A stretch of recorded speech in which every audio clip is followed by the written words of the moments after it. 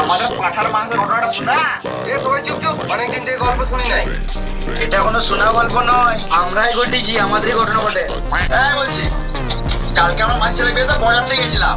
ভালো বলো বটে মা, অমনি গাড়ি করে বজাতে গিয়েছিল। কেমনি গাড়ি কি করে তো গরিব নিকে রে মারা, অমনি কেমনি কিছুই নয়, অমনি গাড়ি মানে 4 চাকা। গল্পটা বল মানে কেলা চুদা। কাল বিয়ে বাড়িতে 1 বালতি পাঠার মাংস খেয়েছি। আমি তো মারা কালকে 90 থেকে 100 পিস মিষ্টিও খেয়েছি। আর মারা গেল ফালতু কথা। 1 বালতি মাংস, 90-100 পিস মিষ্টি, কোনো ব্যাপার হলো নাকি? তোদের মতো যখন আমি ইয়াং ছিলাম তখন 1 বালতি মাংস, 90-100 পিস মিষ্টি, তার সাথে আবার 2 কিলো চালের ভাত খেতাম, তাও আবার একা। মারা সকালবেলায় বিড়ি মেরে 4 থেকে 5 কেজি হারলাম। 4-5 কিলো কোনো ব্যাপার হলো? তোদের মতো বয়সে যখন ছিলাম তখন 10-12 কিলো করে হাঁটতাম। দাদু এটা একটু বেশি হয়ে গেল। দাদু দাঁতনটা গাড়ে ভর।